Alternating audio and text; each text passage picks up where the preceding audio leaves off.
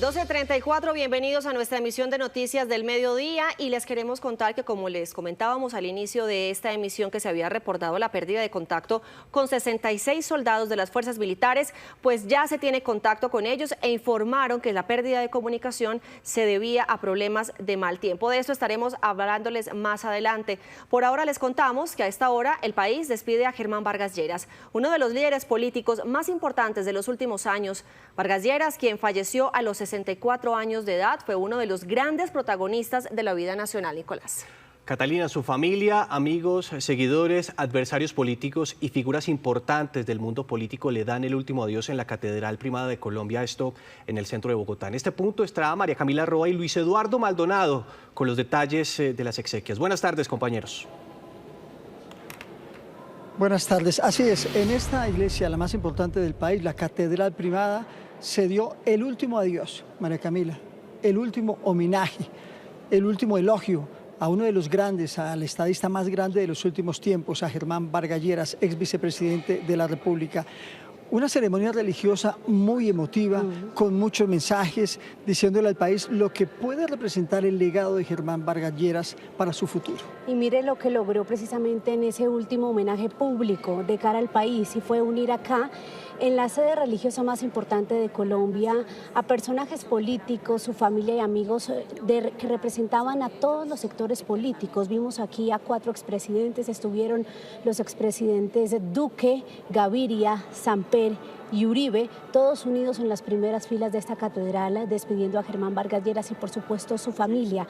Hubo también, Luis Eduardo, representación del gobierno. Estuvo aquí presente la vicepresidenta Francia Márquez. Fue un sentimiento, un único sentimiento, rendir homenaje a Germán Vargas Lleras. Acá no hubo política, estaban los representantes políticos, pero no hubo sentimientos. Y los candidatos presidenciales, vimos a Paloma Valencia, vimos a su fórmula vicepresidencial, pero el sentimiento aquí era de reconocimiento de las ideas, del liderazgo y de la huella que deja para el país Germán Vargas Lleras, con un mensaje religioso también muy lindo, ¿no? Vamos a hablar de eso porque fue muy fuerte y representativo el mensaje del cardenal emérito de Bogotá, Rubén Salazar, que resaltó que era cercano a Germán Vargas Lleras y que recorrió con él muchos momentos difíciles de su vida. Dijo que Colombia deja ir o está viendo partir a uno de sus colombianos más ilustres, y estamos viendo en este momento precisamente como el féretro ya está fuera de la Catedral Primada, porque se va a cumplir ahora lo que es el último paso de despedida, pero ya es privado, Luis Eduardo. Sí. Es con su familia en Jardines de Paz, donde será enterrado Germán Vargas Lleras. Allá va a descansar Germán Vargas Lleras. La familia ha decidido que no quiere medios de comunicación, quieren otra despedida. Vea, les cuento, la primera despedida fue sobre las 9:30 en el Palacio de San Carlos, en el Salón Bolívar. Únicamente su hija, sus hermanos, sus sobrinos. Una despedida íntima. Me cuentan que abrieron el féretro, se despidieron de Germán Vargas Lleras, y esta ya será la despedida final en el norte de Bogotá. Retomemos entonces lo que les estábamos transmitiendo, el mensaje de Monseñor Rubén Salazar hoy aquí en la Catedral Primada. Habló de la trayectoria de Germán Vargas Lleras, pero también destacó cómo fue un hombre fuerte, resiliente, e hizo un llamado al país para que esta despedida, Germán Vargas Lleras, convoque a los colombianos a lo que él más quería, que era ver el país unido. Tristeza porque se ha ido uno de los hijos más ilustres de Colombia en las últimas décadas. Hombre integérrimo en sus cualidades humanas, buscador sincero de la verdad, de la justicia, de la fraternidad, de la solidaridad. Hombre valiente, luchador, entregado completamente al servicio de la nación y que abrió senderos nuevos en los campos en los cuales pudo participar en la vida ciudadana, como concejal, senador, ministro en varios ministerios de gran importancia, jefe de un partido y especialmente como vicepresidente de la Nación, cargo que le permitió revolucionar la infraestructura vial del país. Sus conquistas, sus logros, sus luchas, sus directrices, sus proyectos políticos, toda su existencia meritoria ha sido explicada y enaltecida por todos aquellos que tuvieron la oportunidad de compartirla. La despedida al féretro de Germán Vargas Lleras fue al son con las notas de El Guerrero, esa canción de Yuri Buenaventura que dicen sus más cercanos, su partido, sus amigos lo representa y narra ese legado de un hombre fuerte.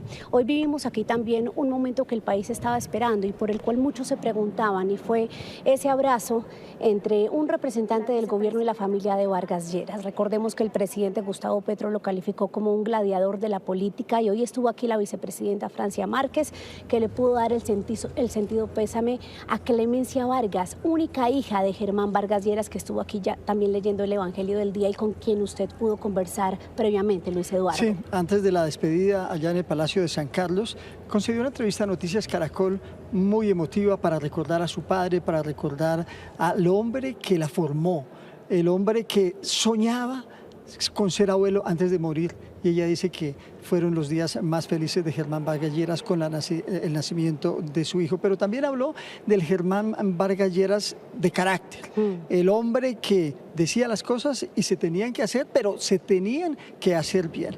Habló del futuro que le espera a Colombia si el legado de Germán Vargas Lleras es tenido en cuenta. Este es un día muy triste para mí, para toda la familia, y yo creo que para más de 50 millones de colombianos.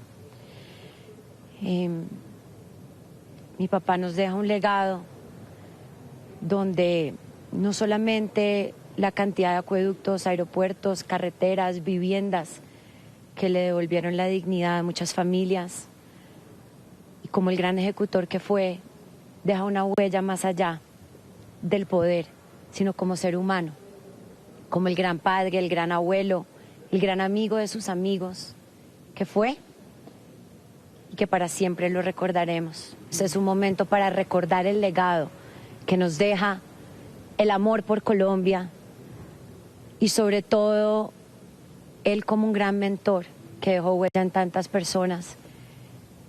Y el gran resultado de eso no ha sido solamente todo lo que ha hecho, sino también el compromiso de tantos trabajadores incansables que llevan 20, 30, 40 años con él. Realmente agradece mucho el acompañamiento de ustedes como medios de comunicación. El país entero se ha paralizado y nos ha brindado este gran homenaje a él, y yo creo que ese es el legado que hay que dejar, que todos los colombianos nos unamos y recuperemos el rumbo de Colombia. Alguien me decía que el último año tal vez fue el más feliz para Germán Vargas Lleras porque él quiso ser abuelo y usted le dio esa alegría. El más feliz y el más duro. Bueno, pero hay muchas anécdotas también al lado de Germán Vargas Lleras porque él quería mucho los perritos. Mancho se murió el año pasado, el perrito de él, ¿no? Sí, fue una de nuestras grandes tristezas. Yo creo que Mancho somatizó mucho de lo que estábamos viviendo. Pero hoy nos quedan sus dos hijos. Traigámonos para acá. Y Toño. ¿Cuál es Toño? ¿Cuál es Henry? Toño y Henry. Toño. Bueno, ¿y Toño por qué? ¿Por qué lo bautizan Toño? Toño, Henry y Mancho, los tres hermanos. Como un homenaje tal vez, la unión familiar. ¿O qué? Así es, así es.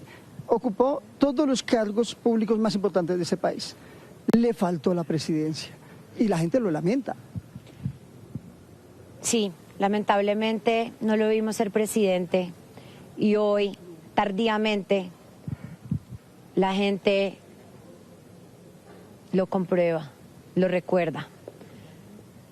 Esperemos, ya que no le dimos la oportunidad de él hacerlo, como nuevamente lo repito, que podamos dejar ese legado de elegir bien, de que no perdamos el rumbo de Colombia y que el sacrificio de más de 40 años de carrera se vea reflejado en que tengamos un país para mi hijo Agustín, para mí, para todos los colombianos que nos merecemos. Nunca le tembló la mano en decir las verdades y siempre lo que dijo lo cumplió.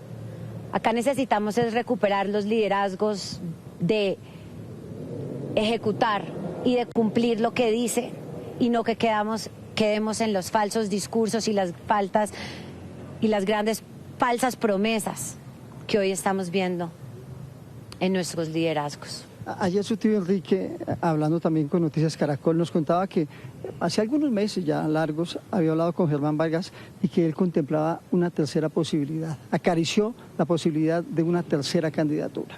¿Qué les decía a ustedes? ¿Cómo nos hubiera gustado que él hubiera podido cumplir este sueño? Yo creo que él nació, se preparó y le demostró a Colombia su gran capacidad que todos los colombianos nos perdimos. En este día tan duro lo recordaremos con su humanidad que muchos de los colombianos no conocieron. Ese gran amigo, esa gran persona, ese gran padre, abuelo, hermano, que hay veces no se dejaba mostrar por querer mostrar su firmeza pública y política frente a la gente. Qué gran falta nos va a hacer a más de 50 millones de colombianos, a mí, a mi hijo Agustín, a los hermanos y a toda la familia. ¿La malcrió? ¿Muy consentidor?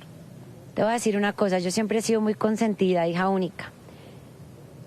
Pero mi padre siempre, desde que me gradué de la universidad, me dijo, ¿y usted en qué va a trabajar? ¿Usted qué va a hacer? Hasta acá llegó el chorro. Y a pesar de ser una gran consentida de su corazón, me formó como una gran persona y una gran profesional, y eso se lo agradezco profundamente. La acompañamos de corazón a la familia. Muy amable por estar acá en Noticias Caracol. Si quieres. Estamos viendo en este momento cómo iza media asta la bandera de Colombia sobre el Senado de la República. Por más de 16 años, la segunda casa de Germán Vargas Lleras, fue congresista 4 veces, destacado. En la Comisión Primera siempre tuvo su lugar y allí aprobó importantes leyes. Fue el articulador político del Código Penal, de lo que tiene que ver con la infraestructura, que fueron las bases después de lo que fue su labor en materia de construcción de vías y viviendas. Y allí en el Senado de la República estamos viendo cómo se iza esa bandera media asta. Sí, señora. Un luchador, un crítico, un enemigo del narcotráfico, un enemigo de las acciones criminales de la guerrilla, y esto le costó precisamente muchos atentados, muchos enemigos. Salía con vida de estos atentados y fueron muchas las veces en las que estuvo en peligro. Sí, Luis Eduardo, y es que uno de los momentos más especiales de esta misa tuvo que ver con lo que fue la lectura de la palabra, que fue el capítulo 11 de Juan, donde se habla de la resurrección de Lázaro. Vamos a interrumpir un momento aquí la transmisión. Expresidente Uribe, estamos en vivo para Noticias Caracol. Lo están saludando aquí en la Catedral Primada. ¿Cómo está, presidente? Discúlpenos. Queremos que usted nos ayude aquí en este fin de los homenajes a Germán Vargas Lleras, a enviarle un mensaje a su familia y al país en el que fue el último adiós al ex vicepresidente. Bueno, una declaración al interior de la catedral me preocupa, pero con mucho gusto. He venido a participar de este homenaje al doctor Vargas Lleras, un combatiente ejemplar de la democracia, una verticalidad ejemplar. ¿Cuánta falta hace, más en este momento difícil de Colombia, un momento de tanto riesgo? En mi caso, cualquier desacuerdo coyuntural es pequeño frente al significado democrático y de lucha del doctor Vargas Lleras, a su familia, a su hija, a su nieto, a sus hermanos, a quienes lo acompañaron en Cambio Radical, a todos aquellos colombianos que, como yo, lo admiramos y lo apreciamos desde diferentes orillas, toda nuestra solidaridad. El doctor Vargas Lleras, un ejemplo. Se ha hablado mucho, presidente, de la altura de Germán Vargas Lleras para enfrentar los debates y las controversias. Con usted tuvo mucha altura en esas discusiones.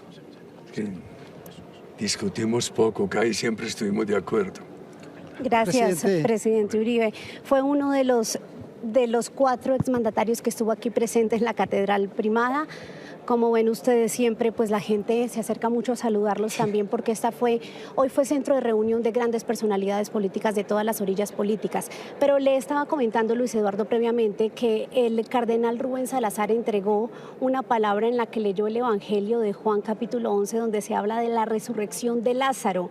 Y decía él, resaltaba, lo comparaba con Germán Vargas Lleras, asegurando que se gastó toda su vida y estuvo al límite de la muerte varias veces precisamente al servicio de Colombia. Sí, uno de los hombres más protegidos del país, tuvo que sortear situaciones difíciles, atentados en el Senado de la República, atentados en Caracol Radio, muchos de los cuales, o todos, de los cuales salió con vida.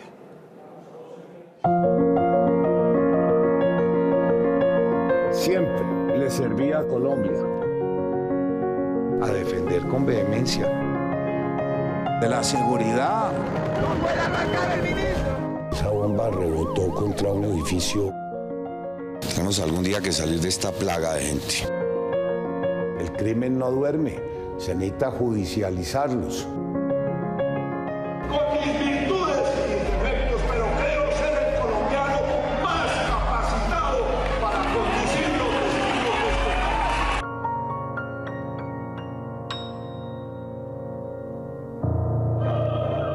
Dicen que los gatos tienen 7 vidas. Germán Vargas Lleras terminó agotando las más de 10 que tenía, y su cuerpo, con el pasar de los años, se convirtió en un mapa de la guerra en Colombia. Fue acumulando cicatrices, algunas de ellas producto del azar.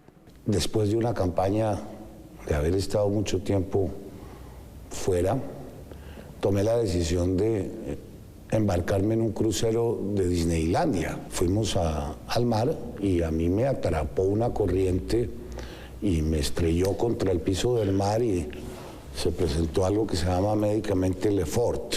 Se le zafa la cara del cráneo. No hay un servicio médico adecuado en la isla. Mi familia fue a traerme, me operaron en Bogotá con la visión afectada, la operación se hizo por la boca, entonces tampoco podía comer, muy dolorosa. Eventos trágicos de los que solía salvarse sin explicación y de puro milagro. Nieto del presidente Carlos Lleras Restrepo, quien fue en su niñez una figura cercana y determinante. Heredero de un linaje de poder que sin duda talló su recio carácter. Era esquivo para hablar de su vida privada. Y todo el que vive y cree en mí no morirá para siempre. Uno de sus grandes dolores ocurrió el miércoles 27 de septiembre de 1994, cuando tuvo que despedir a su abuelo. Los colombianos vimos asomarse entre el cortejo fúnebre al joven de 32 años, delgado y tímido, que intentaba esconder su dolor en medio de los honores a quien fuera presidente de Colombia.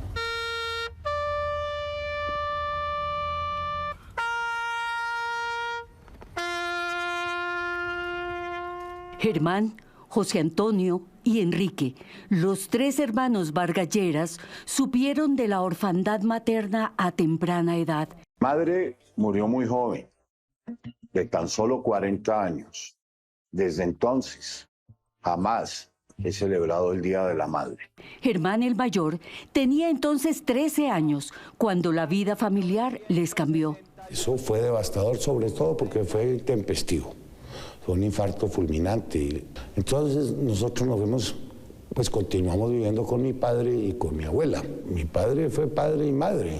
El tiempo transcurrió y Germán se hizo abogado y teniente de la Reserva del Ejército. Su carrera política la inició muy joven.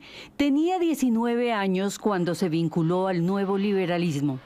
Caminó al lado de Luis Carlos Galán y fue testigo en primera fila de su asesinato. Estaba a 2 metros antes de subir a la tarima del horror.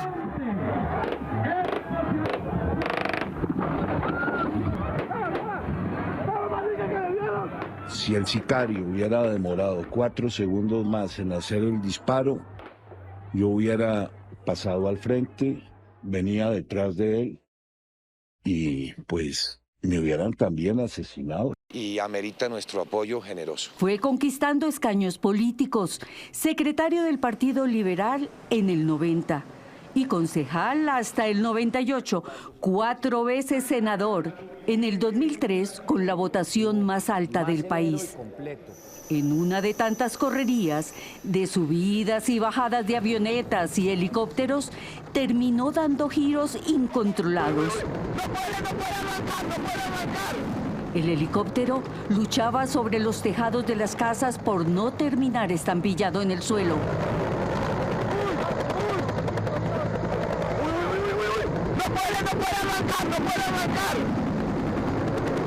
¡No puede arrancar el ministro! ¡No puede arrancar!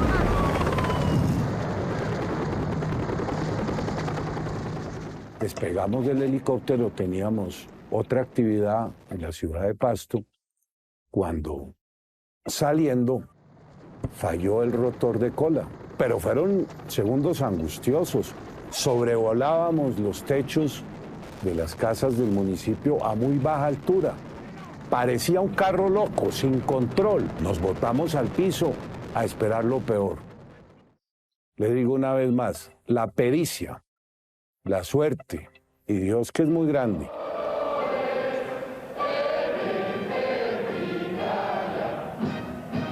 Como si el peligro lo acechara y la salvación fuera el final feliz de cada guión, en febrero de 2005, en una tarde de corrida de toros en la Plaza Santa María, donde siempre ocupaba el puesto del callejón, su anillo de seguridad advirtió un camión bomba cargado con 400 kilos de dinamita a punto de ser detonado. En primer lugar, lo que hubiera podido ser una tragedia y era volar la plaza de toros con todos los habitantes ahí, y cuando se le preguntó de qué se trataba, contra quién iba el magnicidio, informó que era contra Germán Vargas. Así, Germán Vargas Lleras terminó convirtiéndose en el segundo hombre más escoltado de Colombia. A la fuerza en la zona de distensión. A medida que crecía su riesgo, Germán subió el tono desde las trincheras de los micrófonos. Que la zona de distensión está siendo utilizada para un propósito distinto, para fortalecer militarmente la acción de las FARC. Sus palabras sonaban como ráfagas de fusil frente a los que consideraba sus enemigos, la guerrilla de las FARC. El Estado no ejerce la autoridad en la zona de distensión. Se iniciaba la temporada navideña con el cierre de las actividades en el Congreso. Una caja llegó a su oficina, parecía un regalo de Navidad, pero dentro no había afecto, sino odio comprimido en forma de cartabomba. Había algunos regalos de los que llegan, un memorando. Y entonces lo abrí y en ese momento pues explotó la bomba. Un episodio rarísimo, porque esa bomba pasó, entró al Congreso. Todos los filtros de seguridad que tienen. De seguridad. Así lo relató en una entrevista íntima a la periodista María Elvira Arango. Una cosa milagrosa, las bombas explotan o no explotan. Esta explotó la mitad. El sobre le estalló entre las manos, cercenándole los dedos. Mucho más grave fue esta mano que quedó colgando y la reconstruyeron. Inicialmente no tenía sensibilidad, ya hoy la tengo. Sobre su discapacidad física, siempre pensó que no podía traducirse en una discapacidad política y así lo escribió. La mutilación de mi mano fue el precio de mi libertad de expresión. Me quitaron los dedos, pero no la voluntad de denunciar lo que estaba pasando en el país. Sus denuncias sobre corrupción tuvieron un ingrediente nuevo: las alianzas entre políticos, paramilitares y narcos. Estaba cruzando esa delgada línea roja que aumentó su riesgo. Esta vez el escenario fue el norte de Bogotá. Salía del programa de opinión Hora 20 de Caracol Radio, cuando al paso de su caravana estalló un carro bomba. Esa fue una bomba dirigida. El impacto principal de la bomba nos pasó entre el primer y el segundo vehículo. Si nos coge, pues tampoco estaríamos haciendo esta entrevista. Esa bomba rebotó contra un edificio del otro lado de la calle, destrozándolo todo. Bueno, los carros sí quedaron inservibles, pérdida total. El blindaje crujió, pero aguantó. Y varios de los muchachos del grupo de escoltas muy afectados. Uno perdió un ojo, el otro la audición.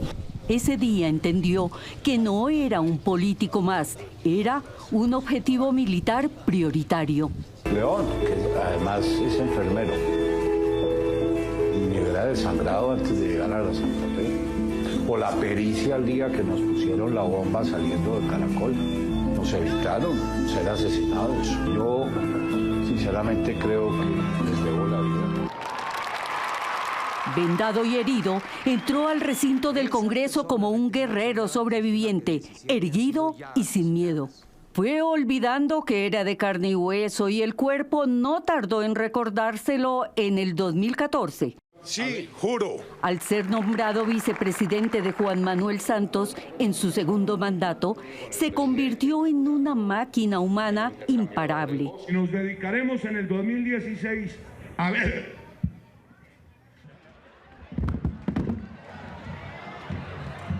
Pero sufrió un desmayo que quedó registrado en medio de la angustia de la gente.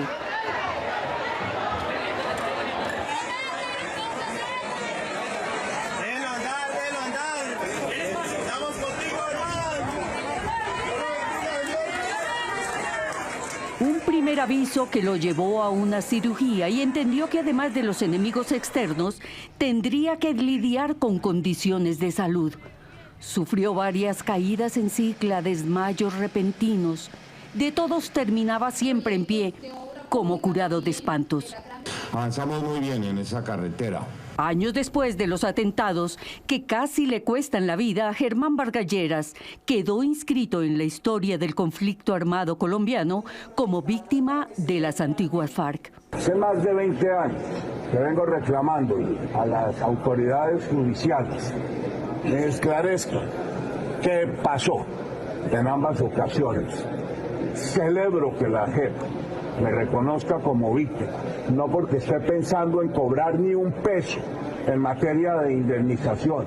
Lo único que me interesa es conocer la verdad de lo ocurrido.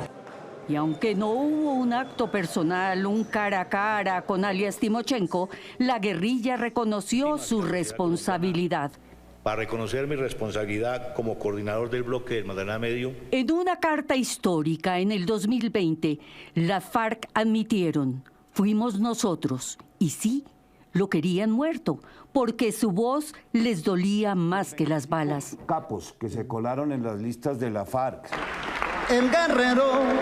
He visto este país levantarse muchas veces.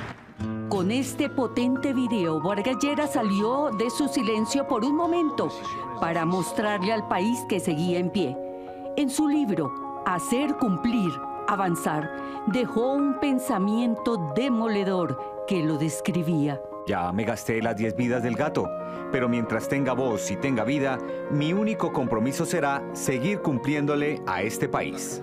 Al final, la historia de Germán Vargas es la historia de un hombre con ideas y carácter que se negó a ser silenciado. Gracias.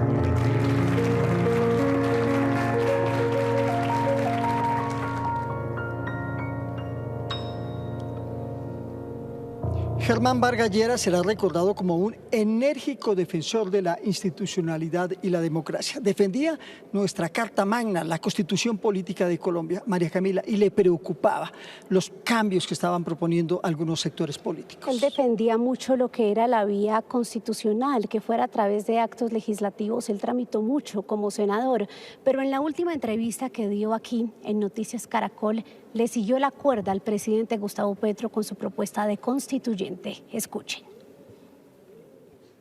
Fue una amenaza directa al Congreso.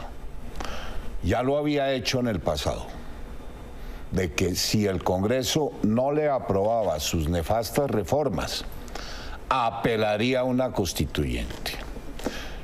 Fue cuando yo advertí eso y le propuse a los colombianos, cojámosle la caña, montémonos entonces en una constituyente para evitar que siga amenazando y amedrentando al Congreso y a la opinión pública, porque cada vez saca el expediente de la constituyente como si eso nos atemorizara. Le voy a decir lo que la Presidencia de la República publica sobre lo que es y lo que no es una asamblea constituyente. Dice el gobierno. Según el gobierno. La asamblea, sí, el gobierno. Dice la asamblea constituyente no es reelección, no es evitar que las reformas se hundan, no es cambiar la Constitución. Sí es garantizar la salud, el agua potable y la educación, sí es redistribuir la inversión pública hacia los territorios y sí es establecer un sistema judicial. Usted claramente le creyó al presidente para subirse al bus, digamos, en este juego, digamos, de la oportunidad política de mostrar otra cara de la oposición diciendo no nos oponemos, al contrario, vamos ahí. ¿Usted le cree que es para eso y no para lo otro? No, todos sabemos que de tiempo atrás, y el presidente lo ha dicho, que su mandato tiene que perpetuarse por varios periodos. Para abordar los problemas que usted menciona, que no. Para abordar los problemas que usted menciona. No, lo menciono yo le leo lo del gobierno. En el Congreso, pues varios proyectos, el de reforma a la salud, el de reforma pensional, el de reforma laboral. O sea, que usted considera, o el doctor Petro considera que ya va a renunciar al trámite legislativo para apelar una constituyente. Pareciera no que... fue lo que dijo el domingo en la entrevista del Tiempo, cuando le preguntaron que si la constituyente era precisamente para discutir los temas que había presentado al Congreso, y claramente dijo que no. Que no, porque la agenda la pone la gente en unas constituyentes que ya se está creando él en esa gira por la costa diciendo esta es la constituyente. Qué oportuno acompañarlos hoy. Claro, por una razón. A ver si es... Porque no estamos hablando de la misma constituyente del día viernes, sino estamos hablando de otra constituyente inconstitucional, que es la misma que creó Maduro, apelando a sectores y asignando a dedo el número de Doctor Vargas, bajándose usted ese globo inicial, el que decimos que mutó a esto que usted dice que se teme que puede terminar, ¿qué va a hacer usted? Pues no, pues oponernos, porque eso es inconstitucional. ¿Convocar a la gente? No. Segmentar una constituyente, no seguir el procedimiento previsto, como le repito, en el artículo 376. Eso es un mecanismo distinto al que la Constitución del 91 previó. Pero más allá del temor que usted tiene, doctor Germán, ¿en qué se basa, para estar un poco claros, en esa percepción suya que tiene, que en eso está mutando la propuesta del presidente? Porque ayer y antes de ayer claramente expresó que esto no era para que los partidos políticos ni las instituciones se convirtieran en constituyentes, sino para que campesinos, pescadores, empleados, servidores públicos la integraran. La misma fórmula de Maduro. ¿Por qué no avanzamos? Es decir, si uno quisiera avanzar, claro, usted dice, el que tiene que avanzar es el gobierno porque es el que está en el poder, pero en el caso de la clase política, yo hacía rato no veía a tantos opositores de un gobierno y amigos de un gobierno de acuerdo en criticar cuando usted le cogió la caña al presidente. Ya sabemos que es un globo, mutó. Demos un paso adelante. ¿Qué hacemos? Desenmascararlo. Claro, ¿qué hacemos Mucha ahora? gente creyó. ¿Qué hacemos porque ahora? El comportamiento de las redes indica eso. Mucha gente creyó que era que yo salía a apoyar al doctor Petro en su constituyente. No, muy ingenuos quienes creyeron eso. No, y lo que yo salí fue a desenmascarar ese chantaje permanente al que tiene sometido al Congreso y al país, entre otras cosas porque el doctor Petro cree que es el único que tiene interlocución con los colombianos y eso no es así. Ahora alguien tenía que decirle las verdades, ¿no? Porque es que llevábamos mucho tiempo que constituyente. ¿Quién le teme a una constituyente? Pues no seremos nosotros, porque aquí hay millones de colombianos que piensan que esto va muy mal. Millones de personas que creen que la economía no avanza, que encuentran que la vivienda, que la infraestructura están quebradas, que la salud va decayendo. Pero para eso toca esperar los procesos electorales, ¿no? Ayer vimos cómo el sector petrolero y gasero ya está resintiendo todos los anuncios de este gobierno. Sin lugar a dudas podemos decir que el legado de Germán Vargas Lleras hoy dio su primer resultado. unir a Colombia, porque acá en esta catedral estaban todos los sectores, partido de izquierda, de derecha, de centro, sectores diversos, y 4 expresidentes con pensamientos distintos, pero que coincidieron en que la enseñanza política, el legado de Germán Vargas Lleras va a tener un papel fundamental en el futuro del país. Resaltan todos también que tuvo todas las cualidades para ser presidente de Colombia, el gran sueño que nunca logró. Se fue de esta manera entonces el gran estadista de su generación, volcánico en su comportamiento, cerebral para sus decisiones, y dicen que deja un legado escrito también en sus libros y en sus diversas columnas, varias columnas que escribía con tanta dedicación en el diario El Tiempo, que son una cátedra de infraestructura y de gestión pública. Luis Eduardo. Ya hoy Germán Vargas Lleras descansará en Camposanto, en el norte de Bogotá. Paz en su tumba.